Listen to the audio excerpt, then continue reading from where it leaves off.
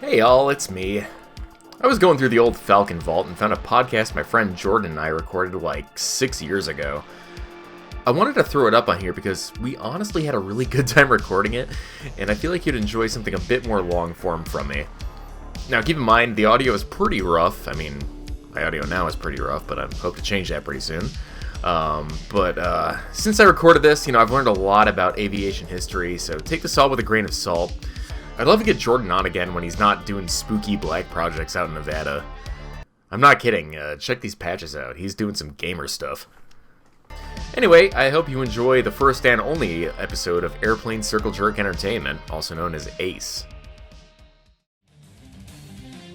Hello, gents and dames, and welcome to the first episode of Airplane Circle Jerk Entertainment, or ACE if you're listening at work. I'm not gonna tell you my real name, you crazy? And across the United States in sunny California is... I'm Jordan Lee, and I'm a secret boyfriend. And I also like airplanes a lot, I guess. Okay, well, now that we have introductions out of the way, what we're talking about today is fighters and interceptors that really just did not get into service, although they probably should have. So we're going to be talking about a few planes like the XF-8U-3 Crusader 3, also known as the Super Crusader, and the XF-107 and the XF-108 Rapier. So, Jordan, why don't you go ahead and tell us a little bit about the Super Crusader and what it was supposed to do? Well, the Super Crusader was supposed to be the... I wouldn't want to say it was going to fulfill the role of the original F-8 Crusader because, just... in terms of like what they were meant to do, it's not quite the same. The Crusader being like a knife fighter, the Super Crusader being like a fleet defense interceptor. But it was definitely when the Navy was going into like its phase of BVR combat and like realizing that it's like, oh, this is going to be the future of air combat. We need to like make things that go fast and get to point A faster, not to dogfight with the enemy, but to launch missiles against targets over the horizon. So that's when missile trucks became a thing. Unfortunately, personally, as a huge fan of the F-8 Crusader, I'm just going to be naturally inclined to say that one of the big reasons why the Super Crusader wasn't adopted was its performance was just damn too fucking good to be a missile truck, and it was like, this thing turns too good. It's not a garbage truck with engines, so we can't use it to launch Sparrows like we can with an F4, and so on and so forth. But just the fact that the Navy was trying to move towards the big missile truck trend with the F4 and later the F-14, I guess, just kind of spelled the demise of the Super Crusader before it really had a chance to prove itself. Which is unfortunate. Yes, it is very unfortunate because from what I've read about it, it was going to be a very, very good all-around fighter. I believe the Navy decided to go with the F-4H1, which later became the F-4 Phantom, mostly because of its two crewmen. Apparently there were some issues with the Super Crusader's ability for the pilot to both run the radar and use it to track his missiles properly and, dogfight and all that. So the idea of having a second crew member really kind of was a huge bonus with the F4. And otherwise, the Super Crusader would have pretty much outperformed the F4 in most aspects. I think the F4 was only just a little bit faster, but the Super Crusader actually broke Mach 2 before the F4 ever did. So that's a little interesting tidbit of knowledge there. Let me go through my notes here. So it was actually going to be given an AUG-7 radar, which was one of the cutting-edge radars of the time period. And is that what the F4 also had as a radar? I think so. Don't quote me on that, though. But the AUG-7 was so big they actually had to extend the nose of the Crusader out, and in order to handle the Mach 2 shockwaves more efficiently, they had to make the intake scoop a little different. So it had a very, very funny appearance, and I'll include some photos in the actual post for this when it goes up, so you can see the comparisons with the original F-8. Yeah, Um, it looks a lot happier. I'll say that because Yeah. because the way that the chin sweeps forwards, and it looks like it's not just smiling, but like it also looks kind of hungry. I think like it's kind of endearing, and it's definitely a different profile. it kind of reminds me of the X-32 Yes. in a way. You know, with that smiling intake scoop. Yeah, the infamous picture of the X-32 in the background with the F-35, and you just can't help but think that the X-32 is laughing because it knows the F-35 is going to be a shit ton of trouble for us in the future. Yeah. Pretty much. And another really funny tidbit about the Super Crusader that I was reading up on, I didn't know this until today, but it was supposed to have its engine supplemented with a Rocketdyne XFL or XLF-40 liquid fuel rocket motor to help it get up to speed in order to intercept more efficiently. So it's like militarized an F-104 or something, but like in the form of an F-8 Crusader. Which is actually really, really cool. Like, if just conceptually, if you think about it. You know, they probably could have used it as like a naval equivalent of the NF-104 if they wanted to. I almost want to say, like, because the Navy didn't really have something like the F-104, which was like, one of the best point defense interceptors, if not the best point defense interceptor of the Cold War, provided you're not German and you know how to fly properly. But like the F-104 and like planes like the English Electric Lightning were able to like really like perform the interceptor, like the interceptor role because of that, like that time to altitude. And I don't think the Navy actually ever had a zoom climber plane like that. And we kind of, I almost want to say Navy interception doctrine, like at the time, was more geared really just towards missile trucks and salvos of missiles, like in Super Dimensional Fortress. But like it's just kind of disappointing at the time, just because personally, like as an aviation circle jerk fanboy, I just want to see more different kinds of airplanes on decks of carriers. Like I don't care if it's more expensive. I don't care if taxpayers have to pay more money. I just want to see more cool different types of airplanes. And like the fact that the XF8 like the fact that the Super Crusader didn't get to exist almost makes me like sad, because you know, sure, the Super Crusader and the Phantom would have done pretty similar roles, but the Hellcat and the Corsair and the Bearcat did pretty similar roles, and they coexisted for so long and got away with it. So there's also, you know, different time involved in that. Also keep in mind that the World War II fighters only had a lifespan of about 8 years before they were finally completely retired in favor of jets. But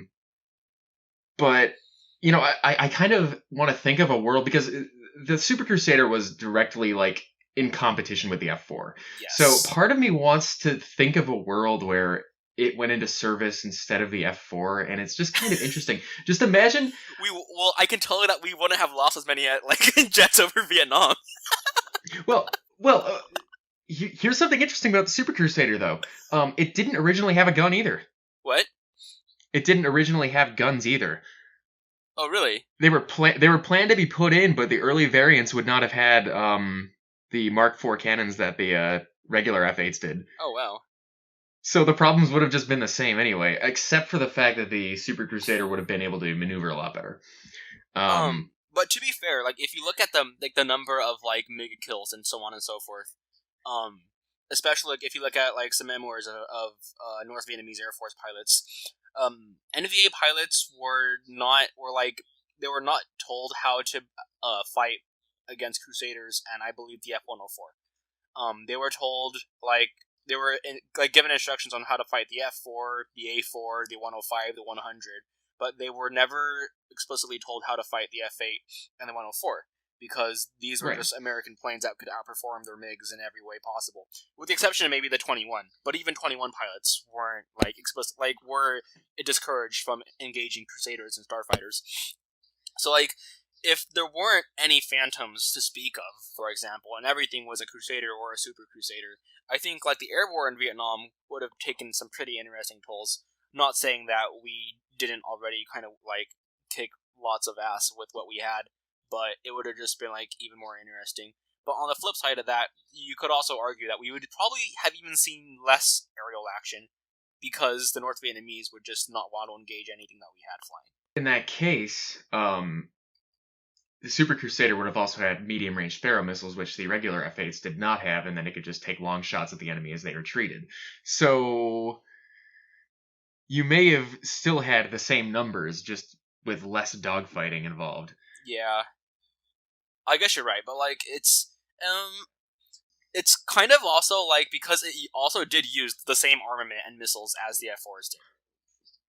And less of it, too. It could only carry 3 Sparrows, whereas the F4 could carry up to 4. What's the layout of the Sparrow carriage? Like, is it like two on either side and one in the middle, or what?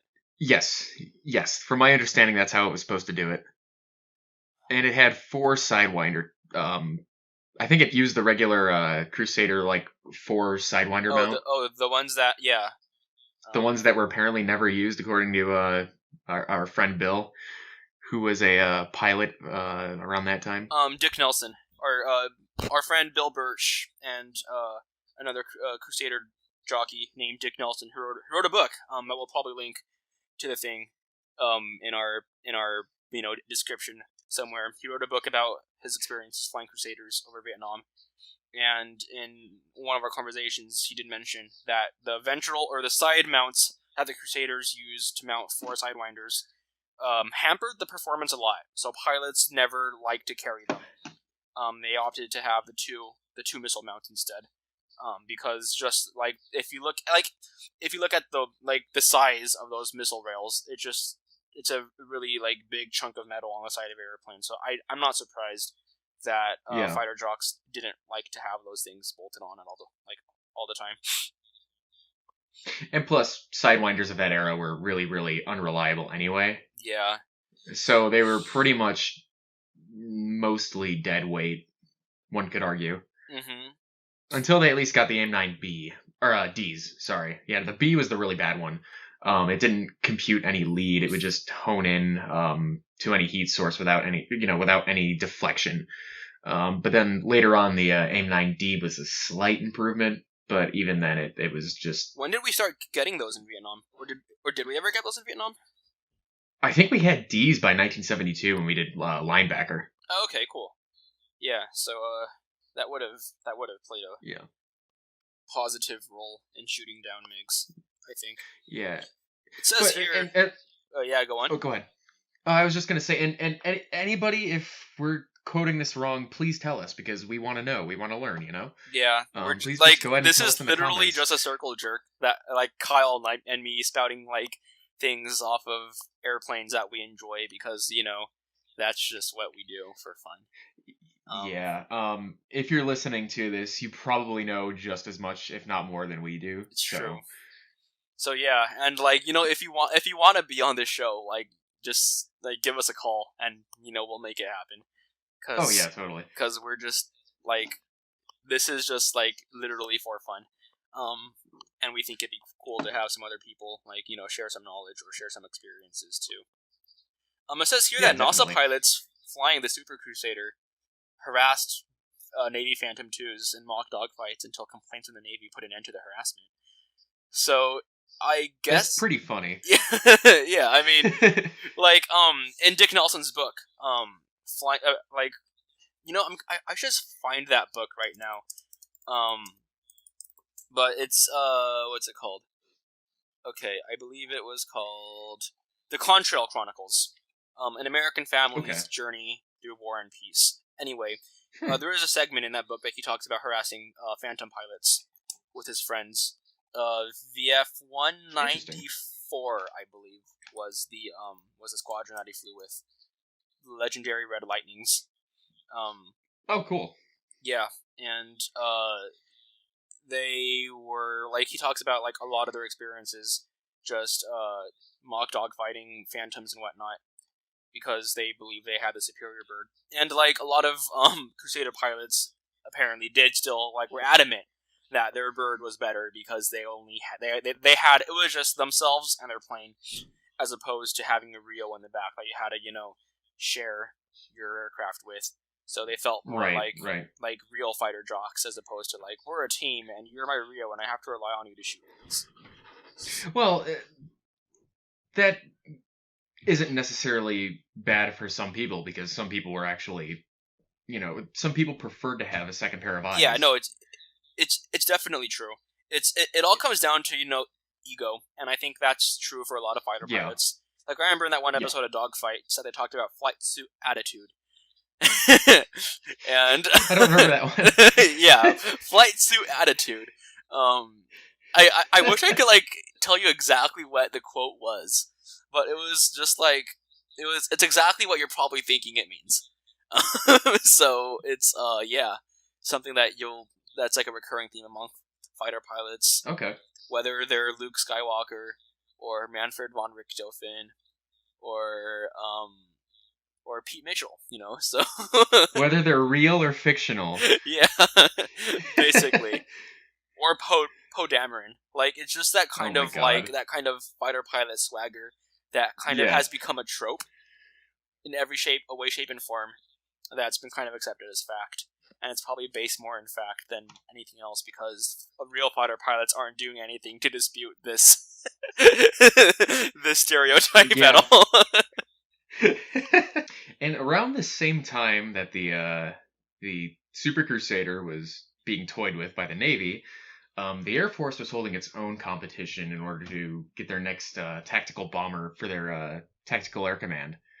And we all know about the F-105 Thunder Chief. I mean, that's kind of another Vietnam staple. But its competitor was actually a descendant of the F-100 Super Sabre. It was going to be called the F-107. And I think 3 were built. And it was mainly meant to do the same job the F-105 was, considering it was a competitor. What do you know about the F-107, Jordan? I know Trumpeter makes a kit in 1 72nd scale that I really want to buy, and if it wasn't like $20-$25 all the time, I'd probably have it. Right. And I know that when I do buy it, I want to make it in like hypothetical Air National Guard markings or something, because I'm sure so cool. Everyone's done it in like Vietnam, Southeast Asia camo at some point. Oh yeah. So I think that would be cool. Another thing I do know about the 107 is I saw it once at the Air Force Museum as a kid, and my dad told me it was like the F-100 but cooler, and I just thought that was the coolest shit because it was like an F-100 with a pointy nose. So like it was like less catfish, more pointy nose, and it had like a weird intake on top, and I was like, that is an aesthetic. And I always wondered if that intake would like also be something that would make it like need a downwards firing ejection seat like the F-104, but I never cared enough to look into it. So I'm not sure if that played a part. Well, from my understanding, it had a conventional upward ejection seat. Okay. By that point, I assume rockets would have been able to, get past that. Yeah. But they had a nickname for it that was like Pilot Eater or something. Oh shit. Yeah, just because what do you expect? It's a big intake right behind the canopy, and the reason for it is because they actually tried putting it on the bottom. Uh-huh. And the whole intention behind it was to carry large thermonuclear weapons for delivering in a. Did it have an internal weapons bay, or did it carry things on like pods on the bottom, like the B-58 or something? It had a conformal kind of like divot in the middle where it could hold. I don't think the B-61 was made yet, but it was one of the. So it's like the Blackburn Buccaneer. Yeah, okay. Yeah, kind of like that. Okay. But yeah, originally they tried putting the intake on the bottom, and it caused a lot of vibration problems when it was flying at high speed. And they decided, well, I mean, we can't really put it on the bottom because, one, we have a nuke there, and it's causing shockwave problems. We can't really put them on the sides for whatever reason, so let's just put it up on top. Yeah. I mean, it gives us the resulting look is a very sleek profile. It is a very interesting profile. I will give it that. However, it would never have been a great dogfighter to begin with. The reason for this is that the angle of attack, or what? Well, there's that, and I was going to say that it has no rearward visibility whatsoever. You're right. Yeah, absolutely right. And to be fair, as okay as the F-105 was in the long run, I still see why the Air Force went with it. It's more Because it was, conventional, right? In every way. yeah, it's just more conventional, and they were just playing it safe, and I don't blame them for that. Yeah. Like, yeah, I'm using but my eyes right now. Like, if you look at the F-107, or like you pull up a picture of the F-107, you know how the vertical the stripe on the red stripe on the vertical tail here. I will link you real quick right here. please If do. you look at if you look at that, like there's an orange stripe on the tail, that goes down and leads towards the cockpit. Yeah. Okay, so trick your eye into thinking that is the profile of the aircraft, and just like eliminate the top intake from the aircraft, and just like it almost looks like a bigger F-11F Tiger. I was gonna say, like, from the side, if it had delta wings, it would look just like an F-106. Yes. And, it's funny because, with that kind of profile, it places it into that archetypical, jet fighter kind of deal, with the Mirage F1 and the F-11F. And, it just looks so right, but at the same time, because of what it is in real life, it looks so wrong. Well, let me explain that. Jordan and I have kind of an inside joke where when you think of a fighter plane, you're automatically going to think of like the Mirage F1 or the F-11F Tiger or the Fallen Gnat, because they just have that stereotypical fuselage, swept wings, conventional tail, single engined, that fighter plane look, Yeah. Like if you see a movie, that's probably what you're gonna see, is like a CGI thing flying in the background. Until recently, now you have F-22s firing 2 guns out of each wing root. And, the F-35 in the Avengers movie that oh my God. that was shooting cannons out of its intakes. I thought that was pretty funny. That totally makes sense. Yeah. Yeah, so that's the F-107. An interesting aircraft. It probably wouldn't have done super well in actual combat, but it has its place in history. It does have its place in history, and I believe you can see one at the Air Force Museum and also at the Pima Air and Space Museum in Arizona. I have a story about the one that was flown to the Dayton, Ohio Museum, actually. Really? Okay. When it was flown there, they didn't actually use it for testing, so they didn't have a lot of the instruments installed into it. And one of those instruments was the cockpit light. They didn't actually install any cockpit lights in it, and it was flying at night, so when the guy was flying, he had to use a Zippo lighter to see his instruments. Oh, Jesus. Yeah. Please, no smoking on this fighter jet. Right? Oh, man, that's dangerous.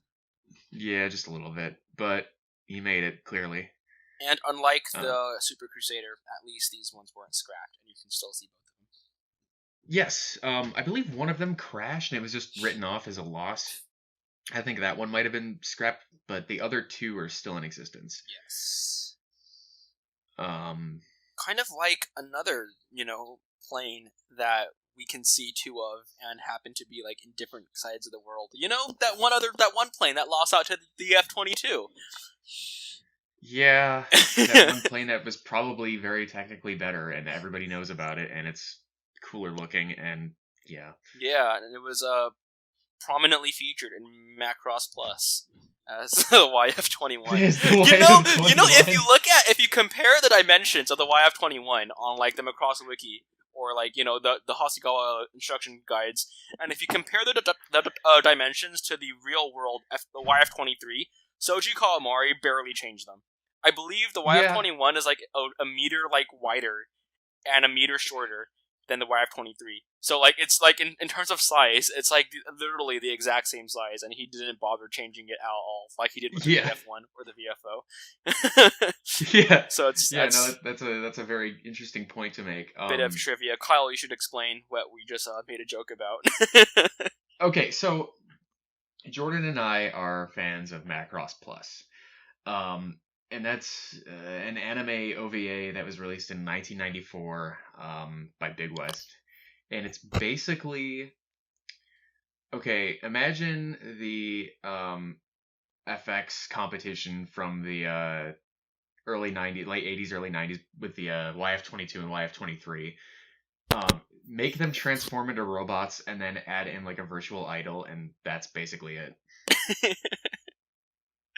It's a really good show if you haven't seen it, actually. I highly recommend it. And one of the aircraft in it bears a striking resemblance to the YF-21, or YF-21, the YF-23.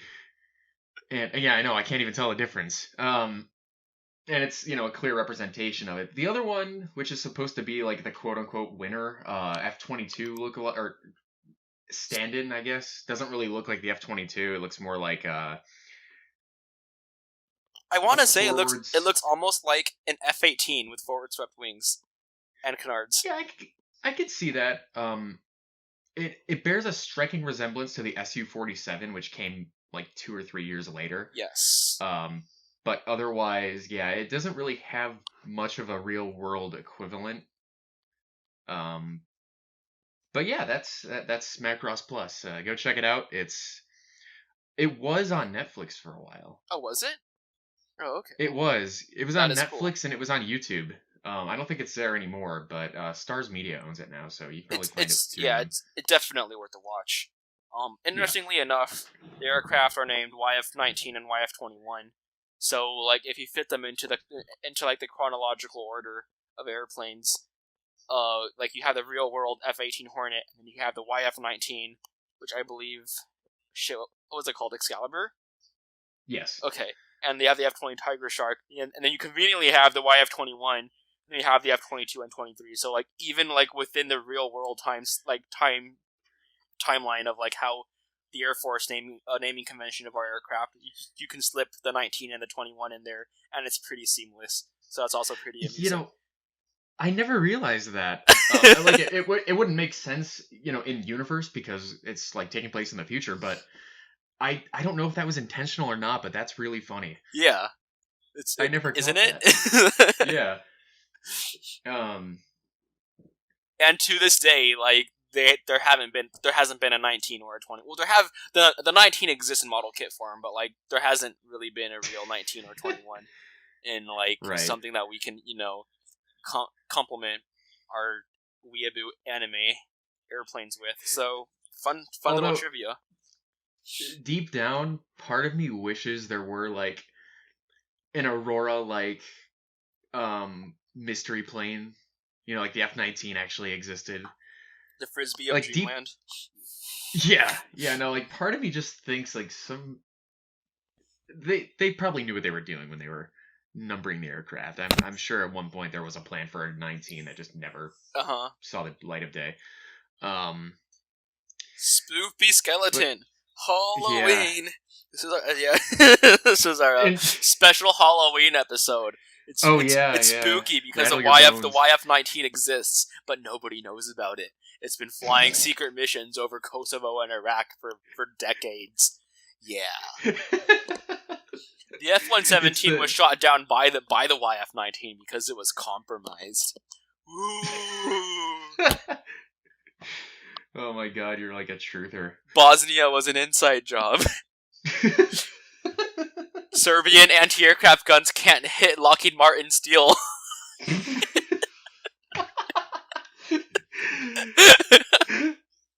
This show's over. No, I'm kidding. Okay, speaking of planes that never actually got off the drawing board, to get back on track, another really cool fighter I wanted to talk about wasn't really even a fighter, it was more of an interceptor. But one I really, really would have loved to have seen fly was the XF-108 Rapier. Ooh, that's a good one.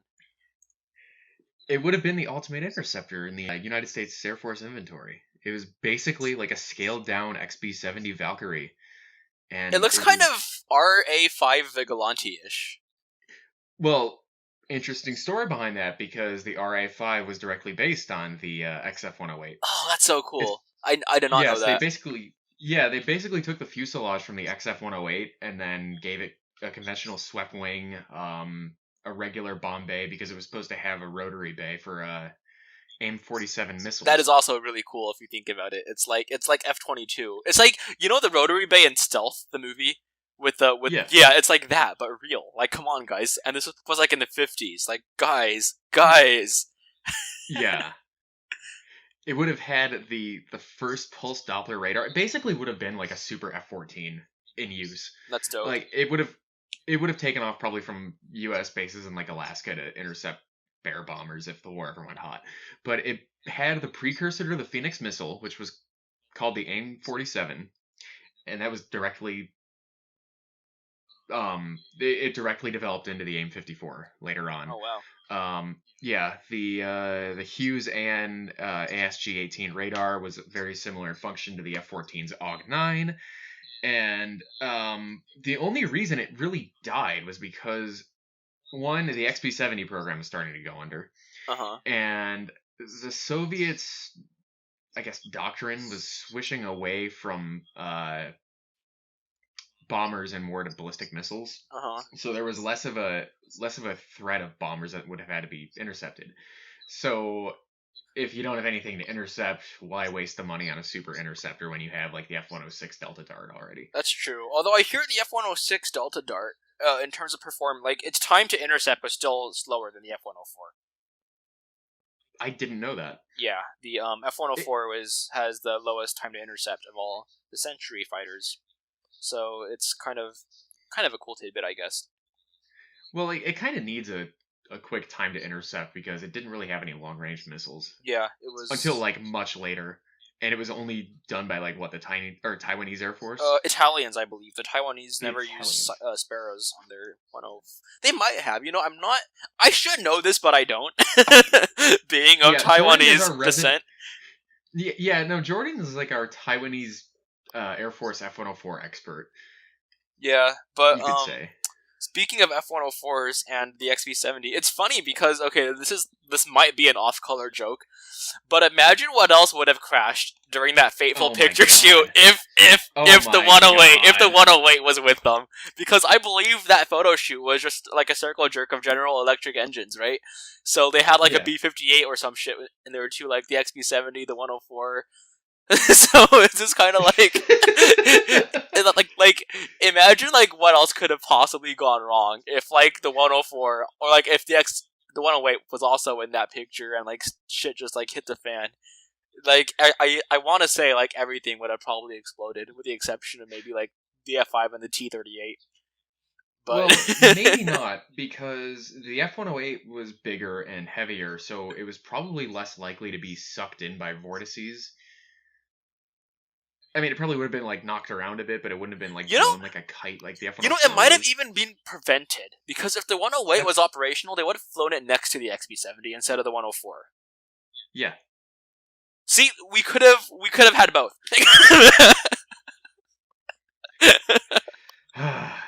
Yeah, in the similar line of thinking of, you know, super fast interceptors like the 108. What can you tell me about the Lockheed YF-12? Honestly, I don't know too much about it. I do know that it did see service, not in an interceptor role, but they actually did have them kind of operational. Oh, wait, what? That's dope. They allegedly had a few like in operational condition. I don't know if they ever like had them deployed to bases or anything. Yeah. And the F-12 actually, again, this could be completely wrong, but the F-12 was allegedly used to deploy the D-21 drones instead of the SR-71. Friend of mine, Mark Balderrama, he's actually like a tiny little boy that really likes airplanes. I should invite him on the show one day. He is a fucking SR-71 X-15 circle jerk to the max.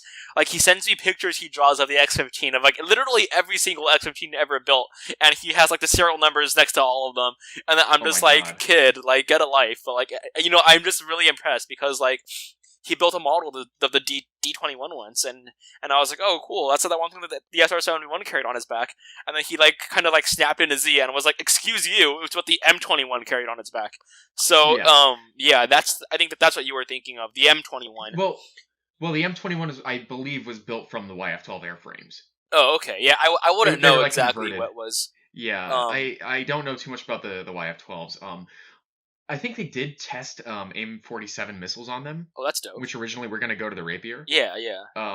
I think the reason they really didn't get into service was because they had a tendency to outrun their own missiles. So it'd be like what the F-11F did with its guns, but with missiles. That's pretty funny. Yeah. For those who we'll have pictures of this aircraft as well, but the nose profile of the F-12A, because I think of the radar that it needed to use, is different than that of the SR-71. It's a little more of a radome shape. I don't know if the SR-70. Yep, sorry. Does the SR-71 have an engine or have a radar up front? That's what I was wondering. Yeah, it doesn't really need one. And maybe it had because its cameras were all it really needed. Yeah, I'm looking this up right now because it definitely had RWR in it. It's never crossed my mind either. It doesn't say it's got a radar. It might have really not needed a active passive radar like any other fighter. Maybe that's news to me, but I'm not surprised. Did you know? You know the F-117 didn't have one either, right? Really? Yeah, it did not have a radar. Oh wow! So were all its missiles just laser guided, or all its bombs laser guided and stuff, or what? Yeah. That big window you see in the front, and there's one on the bottom. They're both lasers for guiding bombs. Oh wow, that's kind of cool. Yeah. F-117. That's a weirder. It's always been a weird airplane to me. I bet Soji Kawamori was really, really disappointed when he found out that it wasn't a fighter after making Macross 7. I think everybody was disappointed a fighter.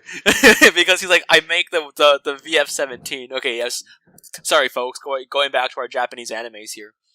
But basically, our boy Kawamori designed another variable transformer that looks like the F-117.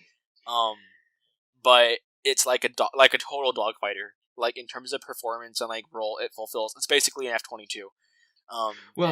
Not even. It's classified as a heavy battoroid.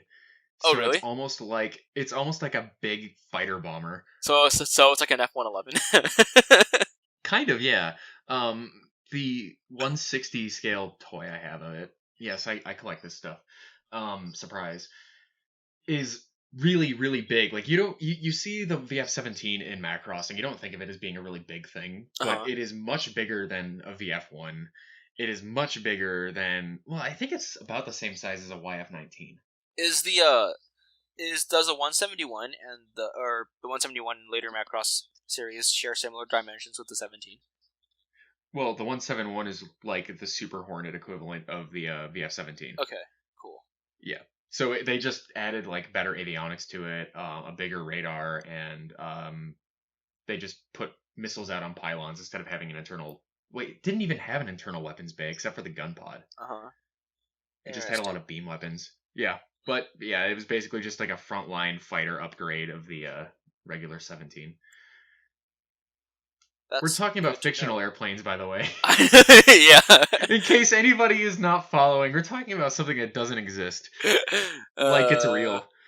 This is we do that, and it's kind of bad, but we're really sorry. No, we're not. No, we're not. I'm not sorry. Sorry, not sorry. It's just kind of like it's the what was it? The 17, the VF, the YF, the F-117, and its lack of radar. That's what we were talking about. Yeah, because some airplanes don't really need radars. Like for example, that and the SR-71. So that's kind of how we got into the leeway of this conversation. So yeah. The MiG-27 doesn't either. It doesn't? No, the ground attack version of the 23, it's all laser guiding equipment in the nose. Oh wow, okay. I've always been intrigued by the 23 and the 27. Like, I want to see, like... I mean, the only time that we've ever, like, fought them, they were, like, really sad, and we destroyed them, and they were, like, on the ground and shit. It's kind of like... Apparently... The sad story, the sad backstory of the Mirage F1. Yeah, kind of. Because it's like, not only was it like the adopted child, because he's like, imagine if you're the Mirage F1 and you grow up, right? And you're like, you look at dad, and dad is like the Mirage 3, and you look at mom, who's the Mirage 4, and then you look at your little sister, who's the Mirage 2000, and then you look at yourself, and you're like, I don't look like any of them. And you're just like, not only was I adopted, the only time that I really got to see combat was, right, in the Falklands War, when I got absolutely fucking destroyed by British Sea Harriers, or like in the Iran-Iraq War, or like in the Gulf War, where like I was destroyed by Americans on the ground. It's just like, come on, that poor Mirage F1 who just wanted to live a little, but just got shat on in every like engagement.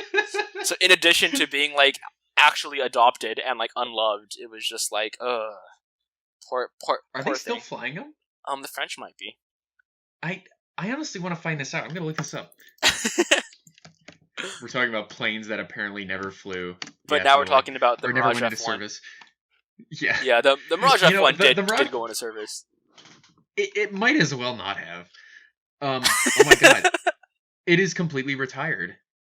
Oh, really? Yeah. Completely? That's what it looks like according to Wikipedia, but that's Wikipedia, so. Oh. Let's see. Current operators. I've never heard of this country. Gabon. Gabon. Wow, the Argentines still have them? Potential operators. So they have 12 of them in their acquisition process, so they might be getting some. Libya has Morocco has them, Libya has them, and Iran has them. Huh. Okay. Yeah. Wait. Oh, that's interesting. So Iran's Mirages were from Iraq. Yeah, I guess they captured them during the Persian Gulf War. Okay. So they were flown to Iran by Iraqi pilots. Yeah, that's funny. I heard that was also the case with a few MiGs too. I wouldn't doubt it. Yeah, the Mirage F1 always looked kind of funny to me, like on wheels, because if you look at its rear landing gear, it's like they look like little Talons because of their like it's got 4 tires instead of 2. Like, as per the norm. I think it uses the Mirage 4's landing gear, which makes sense because the Mirage 4 was like a bomber. Yeah, it's a cool airplane. I would fly one. I bet it's like flying like an A86 or something. if we're gonna call like the F5 a Mazda Miata, then like that's what I would assume. The Mirage F1 would be. Pretty, very, very pretty bird. Yeah. Let's see. You want to talk about any like Soviet stuff that didn't go into service? Well, there's lots of Soviet stuff that didn't go into service for lots of reasons. Yeah. Yeah. Like, if we want to talk about Soviet stuff that didn't go into service, what was there? That one supersonic bomber thing that was supposed to look like a Concorde. The blinder, yeah. Something like that. It was basically just a big scaled up MiG-21. Was it really? Basically, yeah. Wait, what was it called? The Tu-22, no, wait. Yes, the Tu-22 blinder. No, it is not the... I'm thinking of something else. It was the, Oh, shit. Alright, we're gonna look this up real fast. I might edit some of this out. It's a delta wing bomber. Oh, you're thinking of the Tu-144. I'm thinking of... You've never heard of this, have you? I don't think I have. It's called the Bounder. It's called the M50 Bounder. Bounder N50. Oh, what the fuck? Machiste. Yeah. What the... I told you. It's like what? Okay. So here's my take on this. So the Russians, right? They were like, oh, the Americans have a new airplane. And our spies have confirmed it's called the B-47 Shadowjet. So what they did was their spies described the B-47 Shadowjet to the Russians, and they like drew their interpretation of it and came up with this. And they gave it delta wings. That's gonna be my headcanon. It was more of an equivalent of the B-58 Hustler. Yeah. But look at that picture I just sent you. It looks like they just took the wings off of a bunch of MiG-21s, put them on the wings as engine pods, and then just made a giant MiG-21 out of it. That is actually rather impressive and new to me. But it's like I have never ever actually seen this, so this is kind of cool, and I think it's cool. Oh, it's a great looking plane. Look at the and picture. They only built 2 of them. What's that? The picture I sent you. That should be captioned, "Don't talk to me or my son ever again."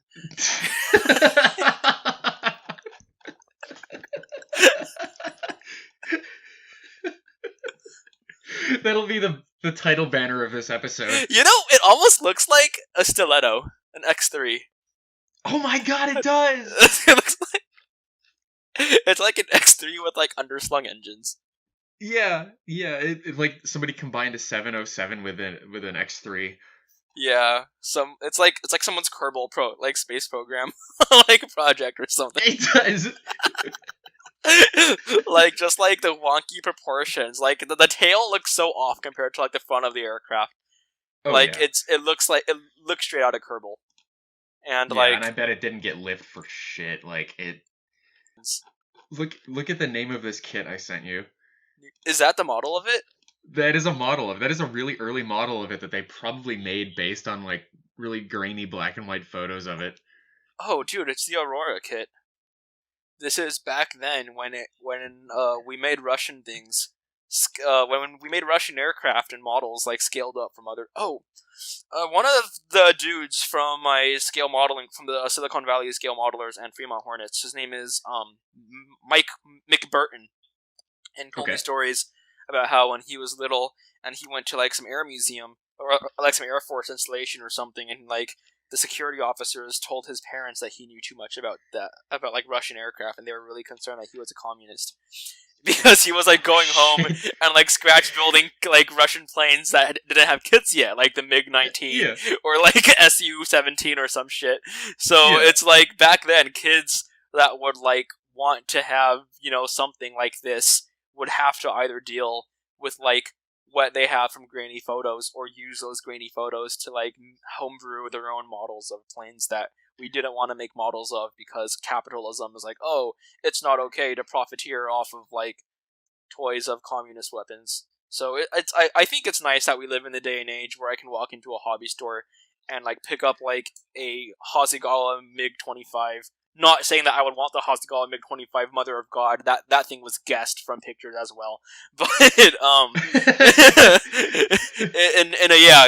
side note, Hasegawa's MiG-25 and their MiG-29 were both guessed from photographs. MiG-29 was like they took pictures of this thing at the Farnborough Air Show, and they just like kind of went with it.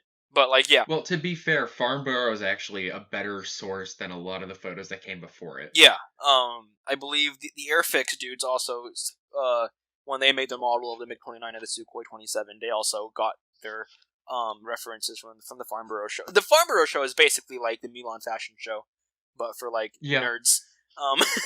And that's kind of what we went off of that. But yeah, no, anyway, like my original point, like back in the day, like a lot of these people honestly had to, you know, scratch build their own Russian aircraft. So it's nice that we can just buy Russian aircraft or like Chinese aircraft from hobby stores today. It's kind of how times have changed. And a lot of really, really rare aircraft are coming out as kits now. Like, it's true. Like you said, there's an F-107 kit that you want to get. I don't know how long it's been out for, but the Trumpeter, the Trumpeter kits. I want to say it's been out for a while. According to ScaleMates, let's see, that boxing, the Ultra Saber 72nd scale, I want to say it's been around since the 90s. It first came out. Okay. It first came out in 2001. So 2001. Okay, so that's still pretty recent. Yeah, it's relatively as far as kits go. Yeah. Oh my God, Jordan, this picture. Oh no, what's going on? This just illustrates my whole MiG-21 scaled up theory even more. Don't talk to me or my son ever again.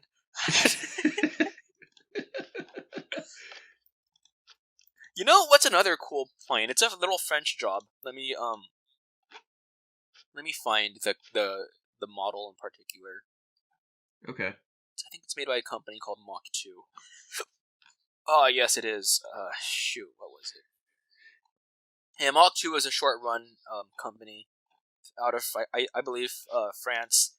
And they come out with a lot of, like, weird airplanes. Yeah, this part might need to be edited out a little bit because I'm doing some That's okay. searches.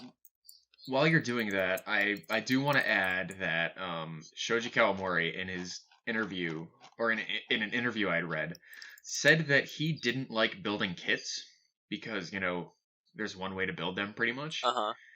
And he was of the mindset that if you're going to build something, you should scratch build it yourself. So he was like a really hardcore scratch builder growing up. Interesting.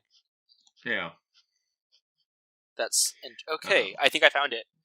Check this shit out. It's called the Leduc 21. And the pilot sits 21. In a glass, like, all-around thing. Like, I've heard of this. Yeah, like, right in the intake. The British had something similar, too. Yeah, it was probably made by, like, Miles or, like, something. Yeah, it was everything weird. Everything British as weird is made by Miles. Our next episode should be, like, planes with Down syndrome.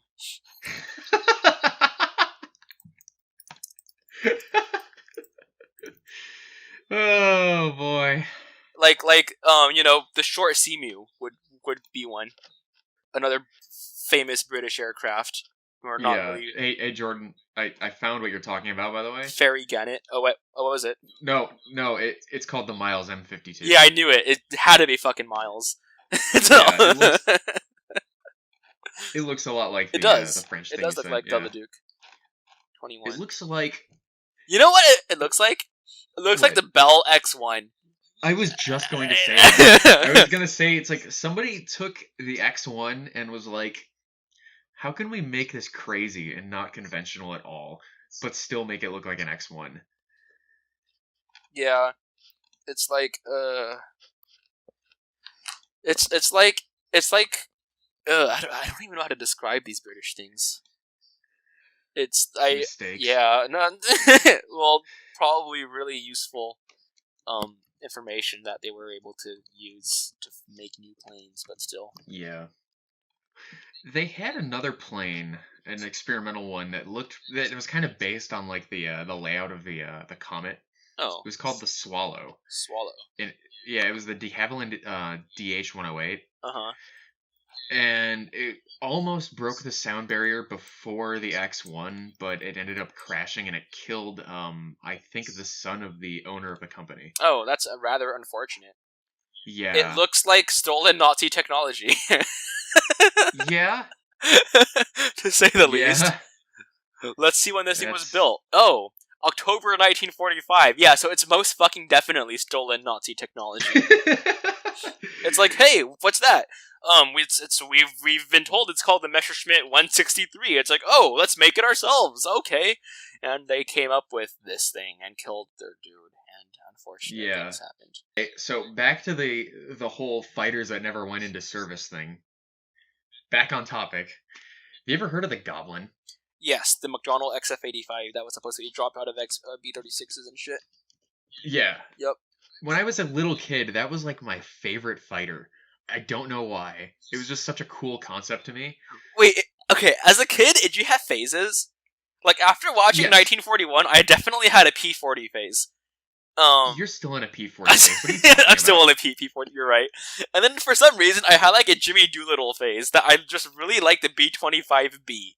Okay. Like, and then like, there was okay, I haven't been able to track down the toy that I saw, but like, my dad took my sister and I to the Seattle Museum of Flight once, and at the gift shop was like a little die-cast B-25B, and I really wanted that one, but my dad was like, no, it's too toy-like. If we're gonna get a B-25, it's gonna be, do you remember the old postage collection die-cast things that came with a little black stand? Yeah.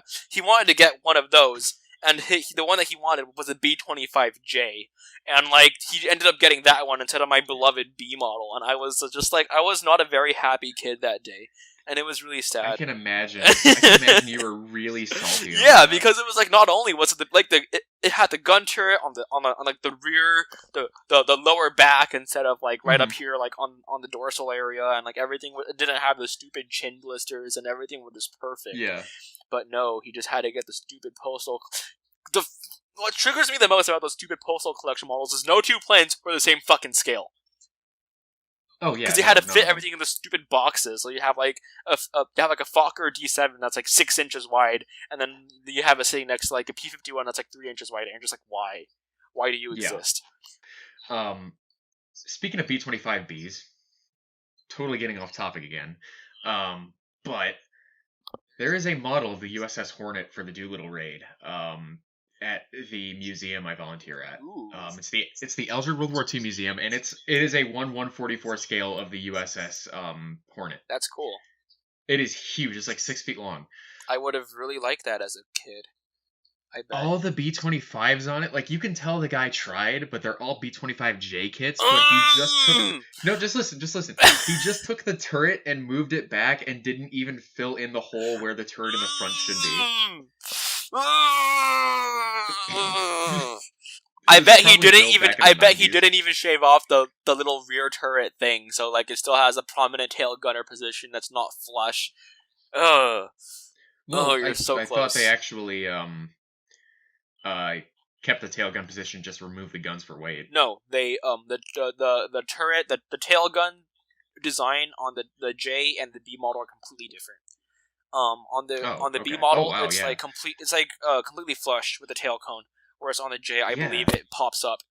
So there is a visual difference in that regard. So the guy would have to be prone in the back.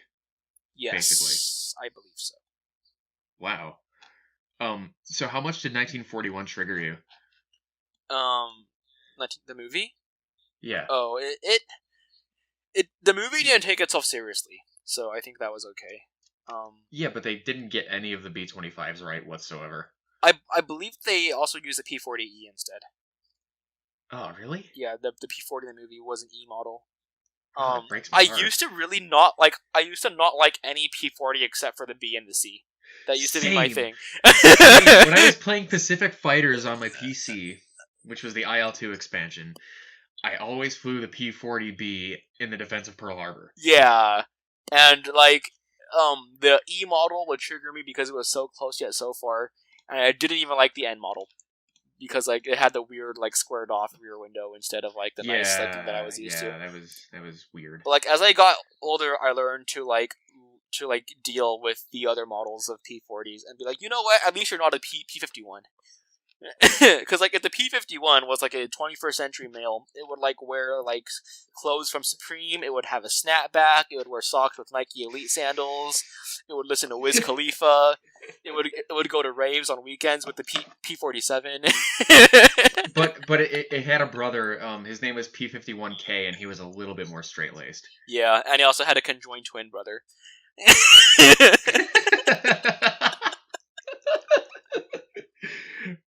Did that actually see service? Korean War, yes, as a night fighter. The F-82G twin Mustang. I didn't know that. They were painted. I thought we were actually going to get on topic for a second there. No, that thing actually saw service. I'm sorry, I ruined your hopes and dreams. No, Monogram makes a 1/72 scale kit that I bought. Raised panel lines, pretty cool detail. If you can learn to rescribe things, buy it. It's pretty cheap, and they sometimes have it at Michael's. The landing gear, the canopies do slide back on that kit. Yeah, but why would you want to build that when you can just kit bash two P-51s together? No, stop.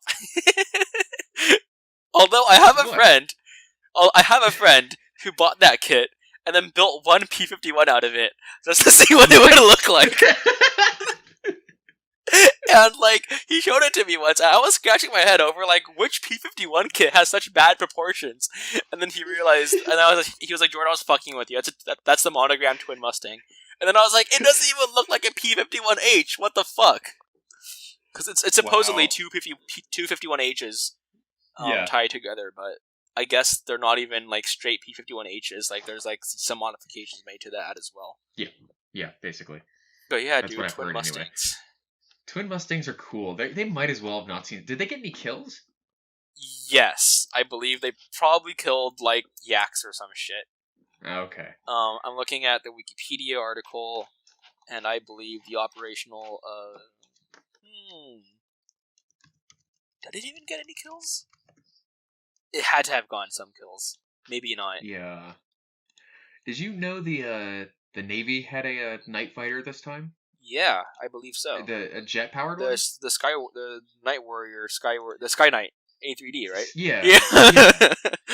That is a cool looking plane. It's almost like a young A6 intruder, but a fighter. Was it made by Douglas? I don't know. Yes. Wait. Sky Knight. No, the McDonald, Sky right? War. Yeah, you're the Sky Knight. I think. Yeah, it's the Sky Knight. Yeah, F3D Sky Knight. Yeah. Who made it? Douglas. Oh, okay. So it kind of is basically like the precursor to the A6. It kind of It's is. like it's like the F3 Demon to the F4, but with the A6. It's the thing about because it got a similar engine layout too. But the thing about the A6 that one of the things that I really wish not being able to do is being born in the right time that I can fly in an A6 during Operation Desert Storm. Dude, it's like a road trip, but you're flying with your friends. You have pilot, co-pilot, snack captain, and snack captain number 2, and you're just going around. You're talking the EA6. The EA6B, yeah, and you're just going around like shutting down people's internet, and it's just thinking about that. It's like the coolest job ever in the Navy, and you get with your 3 bros, and you just get to do this shit as your work, as your job. That does sound kind of awesome. Yeah, I would do it. I would, with that side by side cockpit and everything. Yeah, it's literally like being in a car, in the Prowler, because you get 4 dudes. Yeah. Whoa, what the fuck?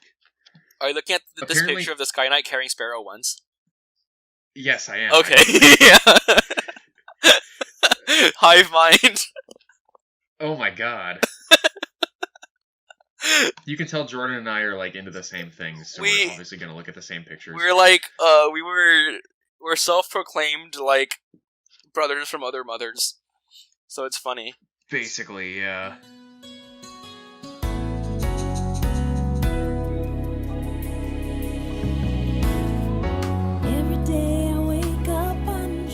Alright guys, thanks for listening. Next episode we're going to have our buddy Jeff come on the line and talk about the Canadian Avro Arrow, so stay tuned for that.